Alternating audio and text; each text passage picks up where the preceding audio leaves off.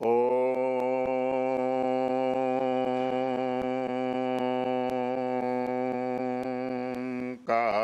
बिंदुसंयुक्तं नित्यं ध्यायन्ति योगिनः कामदं मोक्षदं चैव ओंकाराय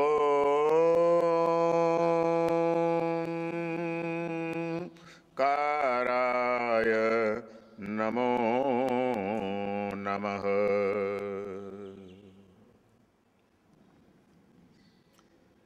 आज बड़े सौभाग्य की एवं आनंद की वेला है। गुजरात की पवित्र भूमि पर बलसाड़ के समुद्र तट पर आए हुए तित्थल गांव में शांति निकेतन साधना केंद्र, जो कि बंधु त्रिपुटी महाराज की प्रेरणा से स्थापित हुआ है, उस शांति निकेतन साधना केंद्र में समय समय पर कई साधनाएं होती रहती है, जैसे कि पार्श्वनाथ मंत्र आराधना, पद्मावती मंत्र आराधना, सरस्वती देवी की साधना, श्री यंत्र के रूप में महालक्ष्मी की आराधना एवं 24 तीर्थंकरों का पूजन, जैन धर्म की विधि के अनुसार नवग्रह का पूजन, ऐसे विविध मंत्र साधनाएं, योग साधना, प्राणायाम की साधना, ध्यान की साधना के विविध शिविर शांति निकेतन में लगते रहते हैं। आज एक विशिष्ट अवसर है। इसी शांति निकेतन साधना केंद्र में जो भव्य जिन मंदिर, भगवान पार्श्वनाथ का भव्य मंदिर बना हुआ है, उस मंदिर में रोज शाम को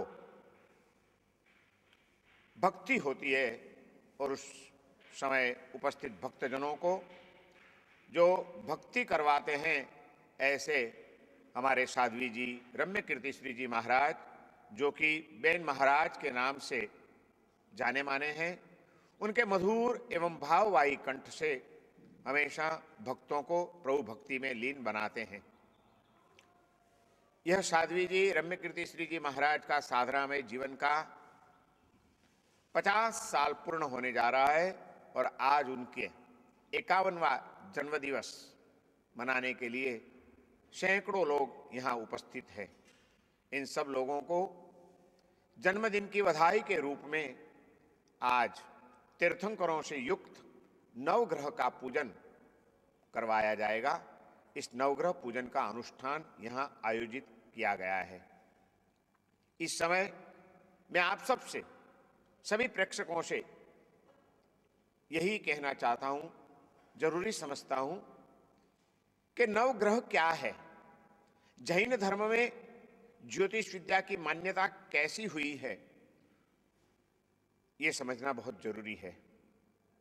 हमारे भारत की 3 धर्म परंपराएं रही है: हिंदू परंपरा, बौद्ध धर्म की परंपरा एवं जैन धर्म की परंपरा। इन तीनों धर्म परंपराओं ने ज्योतिष विद्या का स्वीकार किया है। ग्रहों की, नक्षत्रों की, राशियों की जो गतिविधियां हैं, उन सब का प्रभाव प्रत्येक व्यक्ति के जीवन में भी पड़ता है। इस बात को स्वीकार करके प्रत्येक धर्म परंपरा के महर्षियों ने, ऋषि मुनियों ने कई मननीय ग्रंथों की रचना भी की है। वैसे ही जैन परंपरा में भी ज्योतिष विद्या का स्वीकार किया गया है एवं भगवान महावीर के पश्चात 150 साल के बाद जैन परंपरा में एक सर्वमान्य विद्वद्वर्य महापुरुष हुए, जिनका नाम है भद्रबाहु स्वामी जी, जिन्होंने कल्पसूत्र जैसे पवित्र ग्रंथ की रचना की, जिन्होंने प्रभावशाली मंत्र साधना के रूप में वो सद्गहरम स्तोत्र की रचना की। वे भद्रबाहु स्वामी ने ज्योतिष विद्या को ध्यान में लेकर के, उसका गहरा अध्ययन करके, ग्रहों और नक्षत्रों की गति एवं स्थिति का अध्ययन करके, इन ग्रहों का शुभ अशुभ प्रभाव हमारे जीवन में क्या पड़ता है, इस विषय में संशोधन करके उन्होंने भी ग्रह शांति स्तोत्र नाम के एक पवित्र स्तोत्र की रचना की है। आज से करीब 2400-2500 वर्ष पूर्व ये महापुरुष हुए, जो बड़े योगी थे, जो बड़े मंत्र साधक थे, जो बड़े सिद्ध पुरुष थे, ऐसे महापुरुष ने जैन समाज के ऊपर नहीं, किंतु पूरे भारतीय समाज के ऊपर ही नहीं, पूरे विश्व के लोगों की सुख शांति के लिए ग्रह शांति की उपासना का अनुष्ठान बताया है। और उन्होंने ये कहा कि 9 ग्रह जो हैं, प्रत्येक ग्रह कोई न कोई तीर्थंकरों के साथ संबंध में रहे हैं। किसी न किसी तीर्थंकर के प्रति प्रत्येक ग्रहों की श्रद्धा रही है। इसलिए यदि आपको कोई ग्रह की उपासना करनी है तो ग्रहों के साथ साथ वे ग्रह जिन जिन तीर्थंकरों के प्रति भक्तवान है, श्रद्धावान है, उन तीर्थंकर भगवंतों की भी पहले पूजा अर्चना मंत्र जप करना चाहिए, उसके बाद ग्रहों की साधना करनी चाहिए।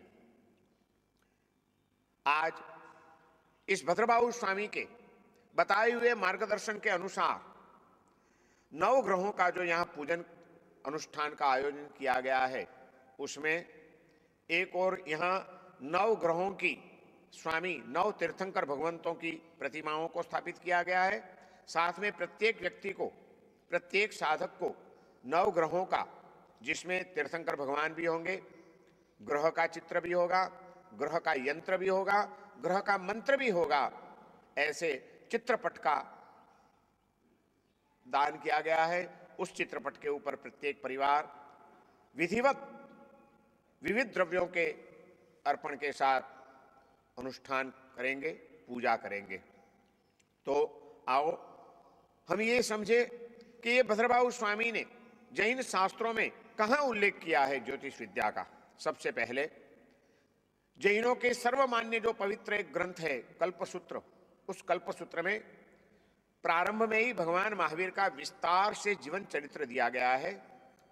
भगवान महावीर का जन्म कब हुआ, दीक्षा कब हुई, उन्होंने ज्ञान कब प्राप्त किया, केवल ज्ञान, उनका निर्वाण कब हुआ, इन विषयों को लेकर के भद्रबाहु स्वामी ने उस समय ग्रहों की क्या स्थिति थी, नक्षत्रों की क्या स्थिति थी, कैसे उत्तम ग्रह नक्षत्र के संयोग में उच्च काल में भगवान महावीर का जन्म हुआ, कैसे नक्षत्र किस ग्रहों के साथ मिले हुए थे, उस समय भगवान महावीर ने दीक्षा ग्रहण की, इस विषय की भी गंभीरता से चर्चा की है।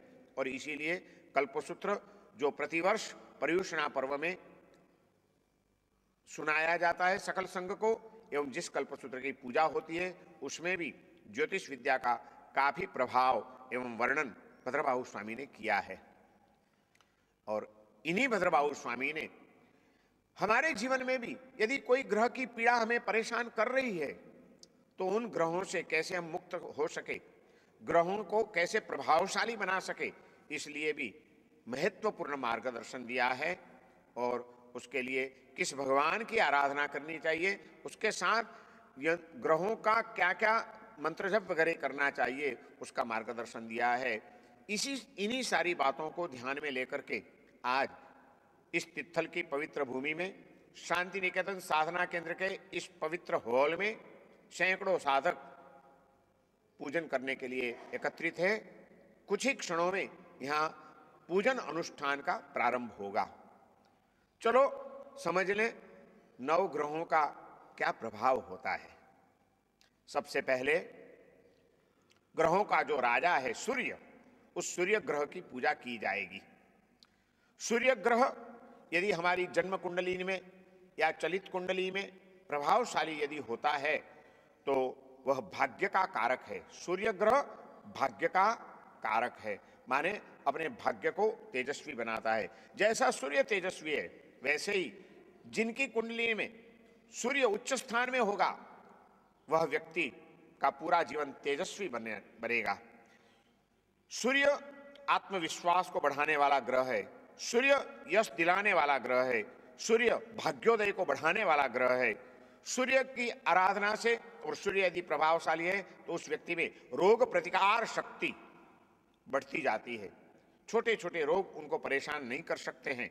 और सूर्य तो राजा है, तो वैसे ही जिनकी कुंडलिनी में सूर्य प्रभावशाली होता है वो राज्य सुख को प्राप्त करता है, उनको विशेष सत्ताएं प्राप्त होती है, एवं पिता की तरफ से, पिता की ओर से उनको सुख की प्राप्ति होती है। लेकिन कई व्यक्तियों की कुंडली में सूर्य नीच स्थान में भी पड़ा होता है, अशुभ स्थान में भी पड़ा होता है। सूर्य जब दुर्बल होता है तब जीवन में निष्फलताएं मिलती है, अपयश मिलता है। सूर्य व्यक्ति को निस्तेज बना देता है।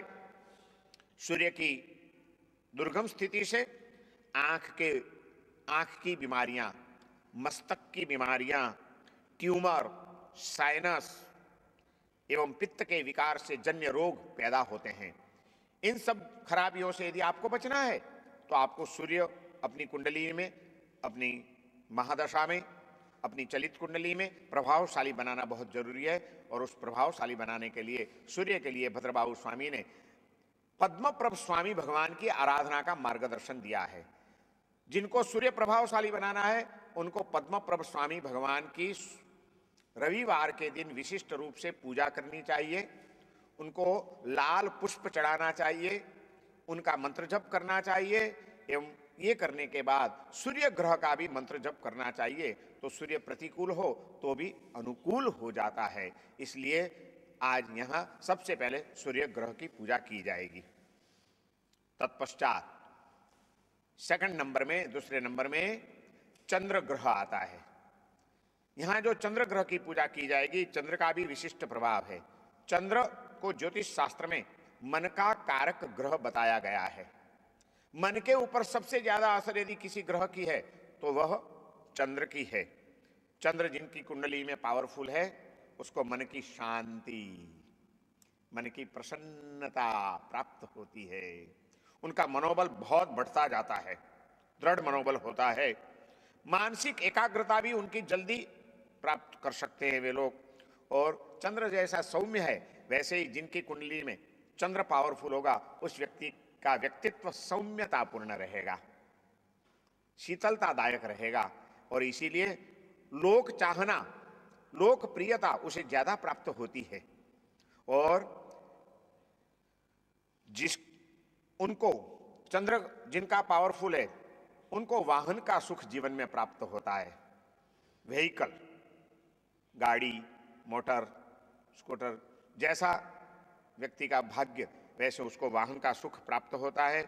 उसको माता और बहन की तरफ से भी सुख की प्राप्त होती है। और चंद्र जिनका पावरफुल होता है उसको विदेश गमन के योग बार बार मिलते रहते हैं। लेकिन जिसकी कुंडली में चंद्र ग्रह दुर्बल है, चंद्र ग्रह गलत स्थान में पड़ा है, उनको क्या होगा?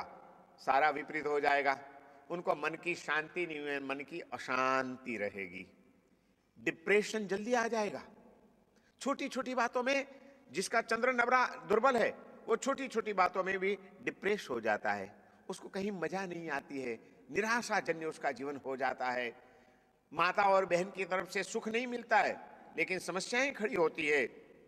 एवं उनको मानसिक रोग जैसे पागलपना, हिस्टीरिया, जो मन के संबंधित रोग हैं, उन रोगों की संभावना उनके जीवन में बहुत ही बढ़ जाती है।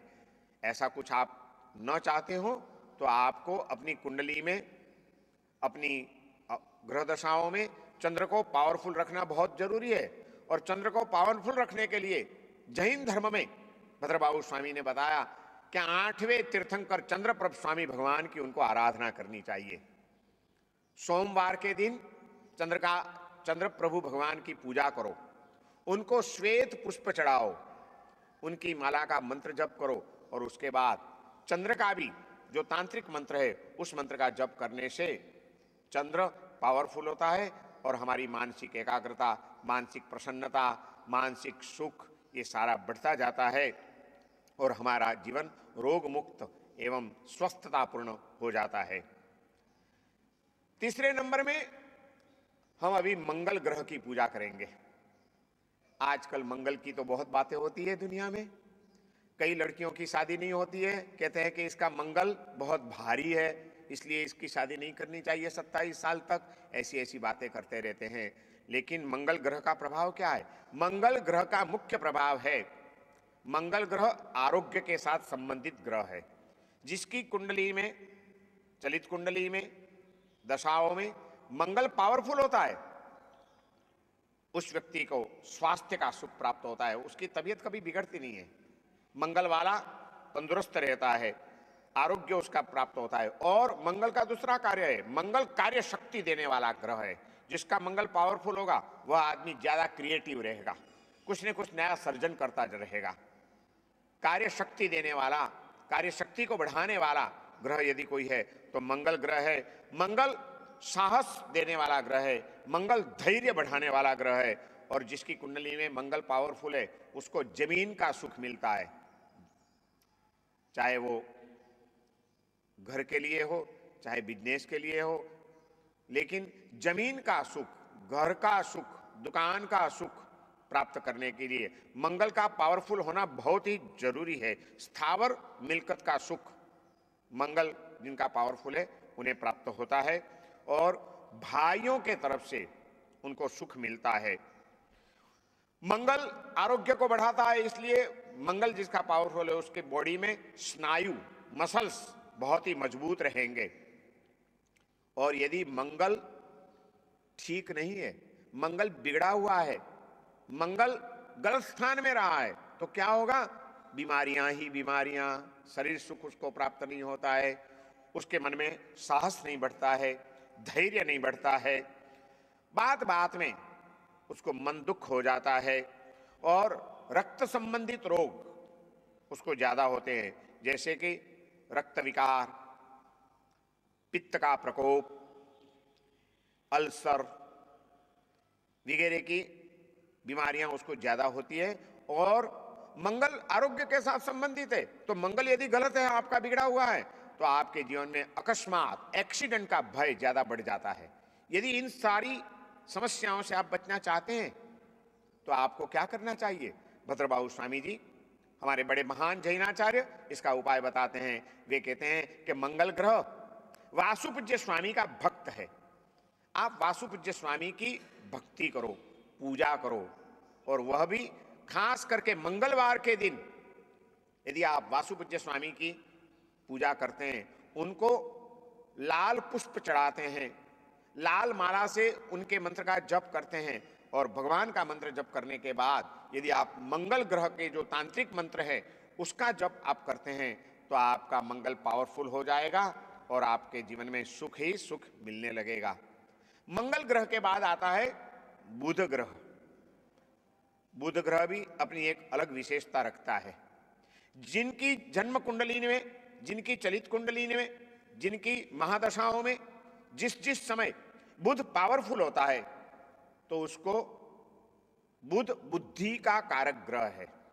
जिसका बुध पावरफुल है वो पढ़ाई में बहुत ही आगे बढ़ेगा, तेजस्वी विद्यार्थी होगा। और वाणी का कारक ग्रह है, जिसका बुध पावरफुल है वो बड़ा प्रभावशाली वक्ता बनेगा, उसका वक्तृत्व ऐसा होगा हजारों लोगों को प्रभावित कर देगा। यदि बुध दुर्बल है तो इससे गलत काम होगा, उल्टा ही होगा। बुध पावरफुल है तो बुद्धि को बढ़ाता है, वाणी को तेजस्वी बनाता है, हमारी मेमोरी पावर, हमारा स्मृति शक्ति उसको भी बढ़ाता है, मानसिक दृढ़ता एवं मानसिक संकल्प की शक्ति बुध से प्राप्त होती है। और बाह्य दृष्टि से जमीन का सुख, मकान का सुख, स्थावर मिलकत का सुख उसे प्राप्त होता तो है ही, साथ साथ में वक्तृत्व शक्ति और बुद्धि बढ़ने से उसको मित्र का सुख मिलता है, उसका मित्र वर्तुल, फ्रेंड सर्कल बहुत ही बढ़ जाता है और लोकप्रिय हो जाता है वह व्यक्ति। यदि बुध गलत स्थान पे पड़ा है, यदि बुध ठीक नहीं रहा है इस समय, तो क्या होगा? आपको मानसिक बीमारियां होगी, आपकी स्मृति शक्ति चली जाएगी, आप ठीक ढंग से बोल भी नहीं पाएंगे, आपको जीभ का पैरालिसिस हो सकता है, आपकी वाणी लड़खड़ा जाती है।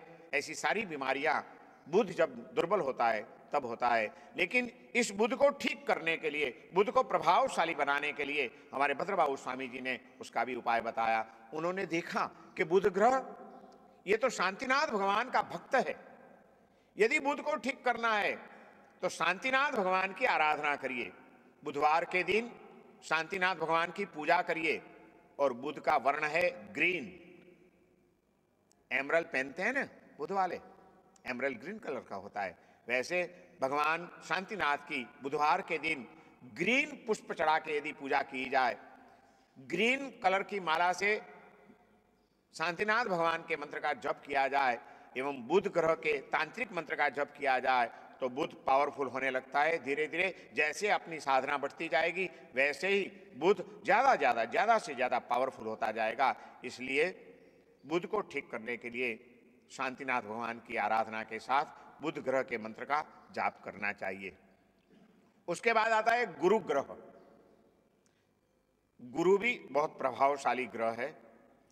जिनका गुरु पावरफुल है वह व्यक्ति पुण्यशाली होता है, वह व्यक्ति भाग्यशाली होता है और गुरु के प्रभाव से सुख संपत्ति की प्राप्ति होती है। धर्म भावना को बढ़ाने वाला ग्रह है। जिसकी कुंडली में गुरु पावरफुल होगा वह व्यक्ति धार्मिक बनेगा, आस्तिक बनेगा, भगवान के प्रति उनकी श्रद्धा बढ़ती जाएगी, उनके हाथ से कई धर्म कार्य होते रहेंगे, ज्यादा से ज्यादा धार्मिक बनता जाता है जैसे जैसे गुरु पावरफुल होता जाता है वैसे। और जब आप धर्म का कार्य करते हैं, लोगों के भलाई का काम करते हैं तो स्वाभाविक है कि आपको लोकप्रियता होगी, लोगों में प्रसिद्धि आपकी होगी। जिनका गुरु पावरफुल है वह व्यक्ति बहुत ही लोकप्रिय हो जाता है एवं गुरु मान सम्मान दिलाता है। गुरु के प्रभाव से वैज्ञानिक संशोधन भी होता है और गुरु विदेश गमन भी कराता है, क्योंकि गुरु के प्रभाव से सुख संपत्ति मिलती है। जिनके पास सुख संपत्ति है, ठीक ठीक धन प्राप्ति हो चुकी है, वही तो विदेश गमन करेगा, गरीब बेचारा कहां करने जाएगा। इसलिए गुरु का प्रभाव है वो हमेशा विदेश गमन करवाता है। और गुरु जिनका पावरफुल होता है उनके जीवन में एक बड़ा सुख मिलता है, संतान का सुख, संतति का सुख। यदि आपको संतति नहीं है तो भी गुरु पावरफुल होने से आपके घर में संतति प्राप्त होगी। यदि संतति है तो वह संतति संस्कारी बनेगी, आपको सुख देने वाली बनेगी। संतान का सुख गुरु के प्रभाव से प्राप्त होता है और इसीलिए हमारी जन्म कुंडली में, हमारी चलित कुंडली में, हमारी ग्रह दशाओं में गुरु योग्य स्थान पर होना और प्रभावशाली होना बहुत ही जरूरी है। गुरु यदि दुर्बल है, गुरु यदि गलत स्थान पे बैठा है तो क्या होगा? जैसे गुरु पावरफुल होता है तो व्यक्ति धार्मिक एवं आस्तिक बन जाता है, लेकिन गुरु यदि गलत स्थान पे है या दुर्बल है तो व्यक्ति नास्तिक बनता है। वह आत्मा को नहीं मानता है, वह परमात्मा को नहीं मानता है, उसको धर्म में कोई रुचि नहीं रहती है। वो नास्तिक बन करके अपने ढंग से अपना जीवन जीता है। और इसी से जो व्यक्ति के जीवन में धर्म नहीं है, जो नास्तिक है, भगवान को नहीं मानता है, भगवान की शक्ति को ग्रहण नहीं कर पाता है, उसको कहां से मान सम्मान मिलेगा, कहां से सुख मिलेगा, कहां वो देश विदेश में घूम सकेगा। इसलिए उसको हर जगह से अपयश प्राप्त होता है। और गुरु चर्बी को बढ़ाने वाला है। गुरु यदि ठीक ढंग से नहीं रहा है, ठीक जगह पर नहीं रहा है तो वह व्यक्ति मेदस्वी बनता जाएगा और मेद ज्यादा बढ़ने की वजह से, मोटाई बढ़ने से उसके शरीर में कई रोग घर करने लगेंगे। बीमारियां, पेट की बीमारियां, लीवर की बीमारी, जॉन्डिस वगैरह की बीमारियां गुरु जिनका ठीक नहीं है उनके जीवन में आने की संभावना बढ़ जाती है। इसलिए आप अपने गुरु को पावरफुल बनाइए। और गुरु को पावरफुल बनाने के लिए हमारे जैनाचार्य भद्रबाहु स्वामी ने अद्भुत उपाय बताया। उन्होंने कहा सब छोड़ दो। भगवान आदिनाथ जो हमारे संस्कृति के आदि प्रवर्तक थे, जिन्होंने पूरी मानव सभ्यता को एक नया आविष्कार दिया और जिनके पुत्र भरत के ऊपर से ये पूरे हमारे राष्ट्र का नाम भारत हुआ, इन सब के मूल में जो भगवान आदिनाथ हैं, उन आदिनाथ भगवान की आराधना करने से, आदिनाथ भगवान की पूजा करने से गुरु पावरफुल बन जाता है। खास करके गुरुवार के दिन आदिनाथ भगवान की पूजा करनी चाहिए और उनको पीले कलर का पुष्प चढ़ाना चाहिए।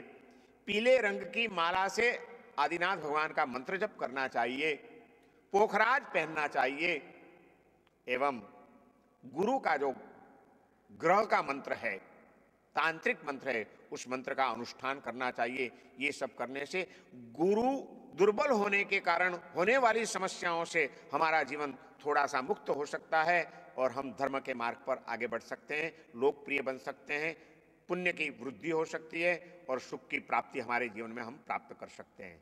आइए अब हम आगे बढ़ें। गुरु के बाद ग्रहों का स्थान आता है। ग्रहों में शुक्र। शुक्र तो बहुत ही पावरफुल तेजस्वी ग्रह है। कोई ज्योतिष नहीं जानने वाला भी व्यक्ति रात के समय निरभ्र आकाश को देखेंगे तो चमकता तारा एक दिखाई देगा और वह तारा है शुक्र का। शुक्र तेजस्वी ग्रह है। शुक्र हमेशा हमें चमकता रखता है। जिनकी कुंडली में शुक्र पावरफुल है वह व्यक्ति हमेशा चमकती रहेगी। शुक्र भौतिक सुख समृद्धि देने वाला ग्रह है, ऐश्वर्यदायी ग्रह है। शुक्र जिनका पावरफुल है उनके जीवन में कभी कोई चीज की कमी नहीं रहती है, ऐश्वर्य की प्राप्ति होती रहती है। वह न भी चाहे तो भी सामने से उनको ऐसे लोग मिलते हैं, ऐसी सुख समृद्धि, ऐसे ऐश्वर्य के सुख साधन उनके चरणों में छोड़ के जाते हैं कि उनको जीवन में कोई समस्या आती नहीं है। शुक्र ऐश्वर्य को प्राप्त कराने वाला ग्रह है। शुक्र तेजस्वी बनाने वाला ग्रह है। शुक्र हमारे व्यक्तित्व को प्रभावशाली बनाता है और हमारे जीवन को बलवान बनाता है। वीर्य को बढ़ाने वाला ग्रह है। शुक्र माने वीर्य। वो वीर्यवान होता है, पुरुषार्थशील होता है, बलवान होता है। और यदि शुक्र ठीक नहीं है तो उसको सुख के साधन प्राप्त नहीं होते हैं। वो कितना भी पुरुषार्थ करे उसका नसीब पुण्य नहीं होता है, पुण्य की वृद्धि कभी नहीं हो सकती है, इसलिए उसको सुख मिलता ही नहीं है, सुख के साधन भी नहीं मिलते हैं। विकार जन्य रोग उनको ज्यादा होते हैं। जातीय रोगों के संभावना उनके जीवन में बढ़ जाती है और ऐसी बीमारियां होती है, एड्स तक हो सकता है और व्यक्ति का जीवन नष्ट भी हो सकता है। इसलिए बहुत सावधान होना जरूरी है कि हमारा शुक्र कैसे पावरफुल हो।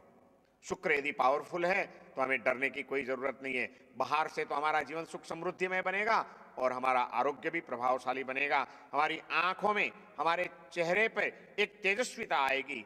और ये तो सब ठीक है, सब के बाद भी जीवन सुखमय कब बनता है? शुक्र दाम्पत्य जीवन को सुखी बनाने वाला ग्रह है।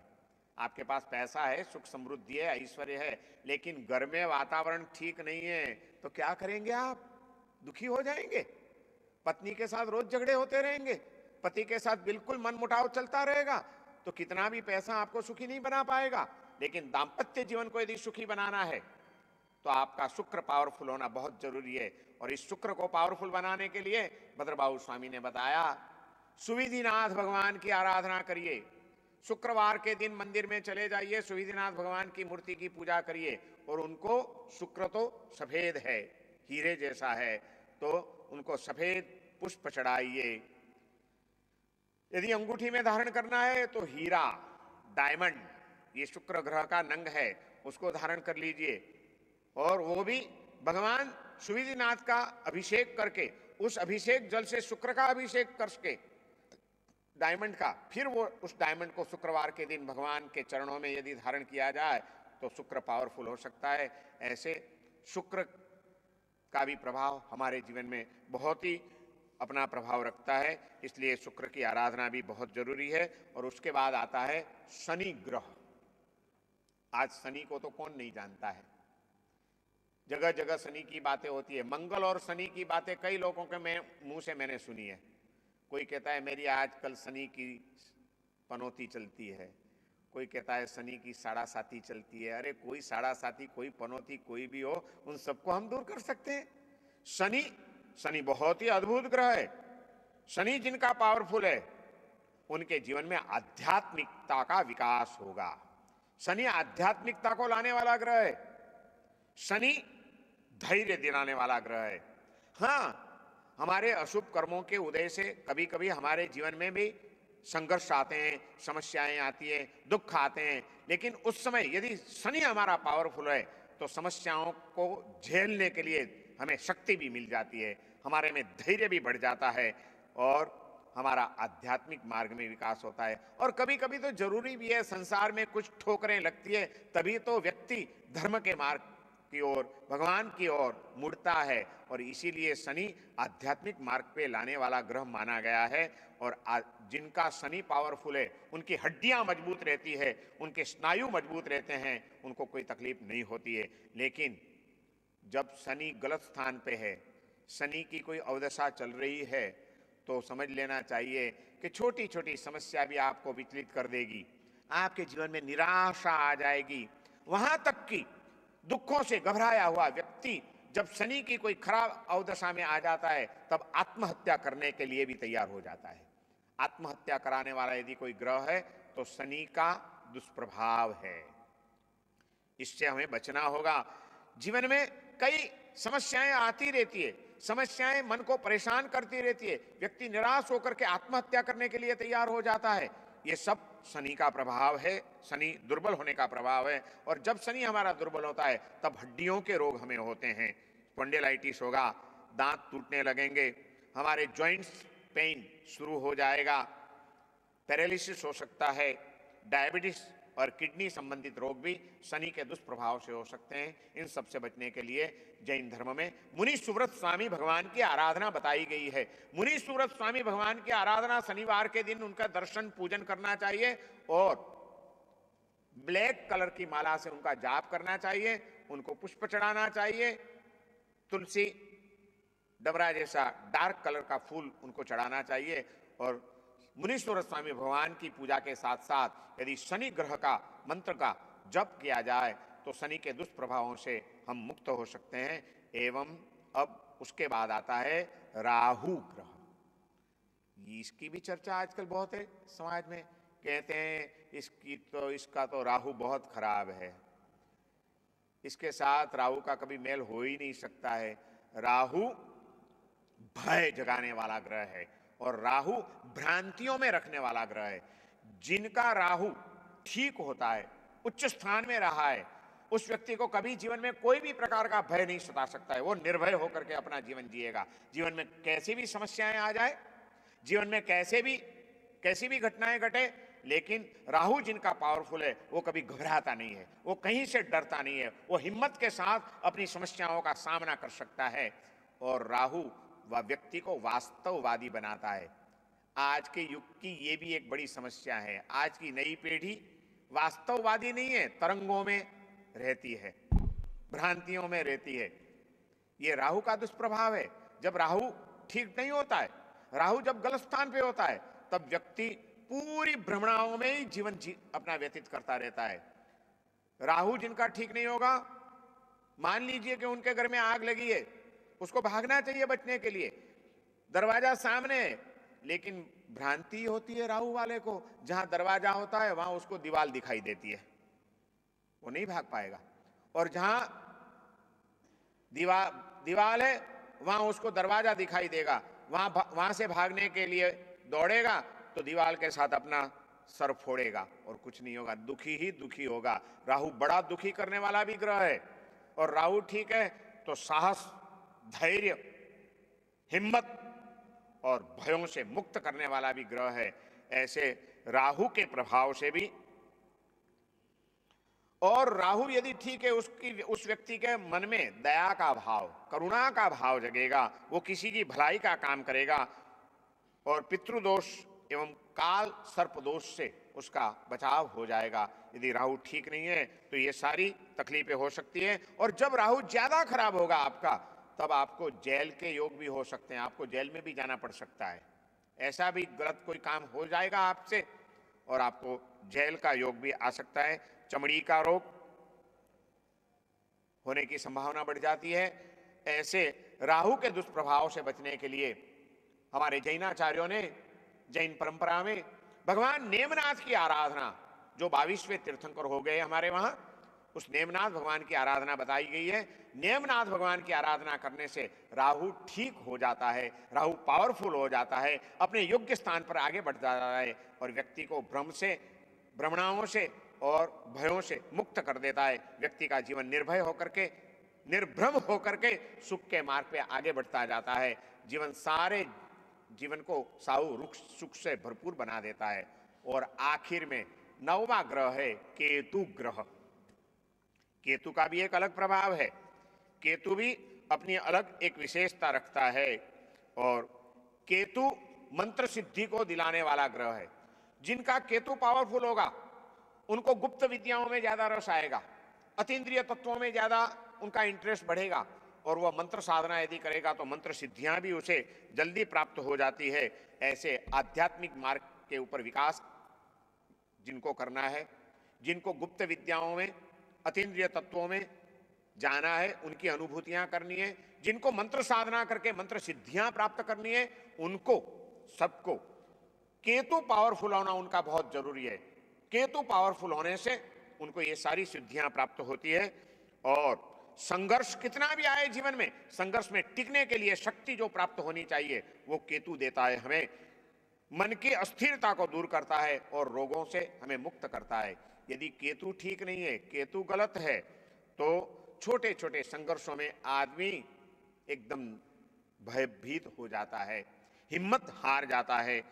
उसके जीवन में कहीं न कहीं झंझटें आती ही रहती है, अकस्मात की संभावना बढ़ जाती है, एक्सीडेंट की संभावनाएं बढ़ जाती है एवं एलर्जी जन्य जो रोग हैं, कई प्रकार की एलर्जियां होती है। जिनका केतु दुर्बल होगा उनको छोटी छोटी बातों में भी एलर्जी हो जाएगी।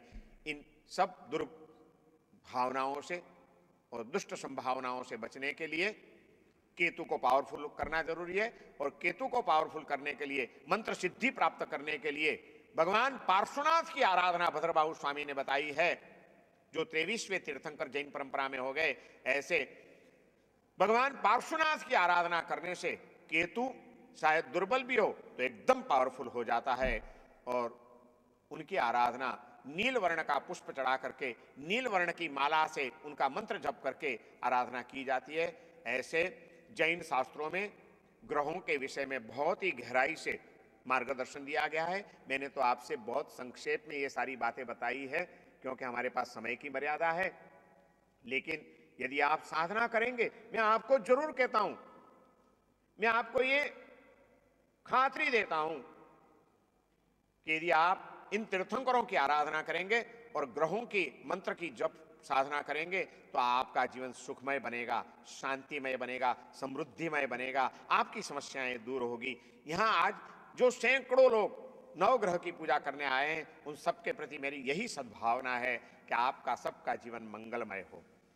इन आराधनाओं से, इन साधनाओं से, यह आज के पूजन के अनुष्ठान से, तीर्थंकर भगवंतों की कृपा से एवं नवग्रह की जो आरती होगी आखिर में, उस आरती से नवे ग्रहों की कृपा आप सबके ऊपर रहे, आपके सबके ग्रह ठीक हो और ग्रहों की दशा ठीक होने से आपका जीवन सुखमय बने, शांतिमय बने, आनंदमय बने, समृद्धिमय बने और आध्यात्मिक मार्ग पे आपका विकास होता रहे। आपकी आत्मा भी एक दिन सारी झंझटों से मुक्त होकर के अपने परम सुख को, परम आनंद को प्राप्त करके परमात्मा के दिव्य स्वरूप में विलीन हो, ऐसी शुभकामना के साथ आज इस ग्रहों के विषय में छोटा सा जो विचार विमर्श यहाँ रखा गया उसको मैं विराम देना चाहता हूँ।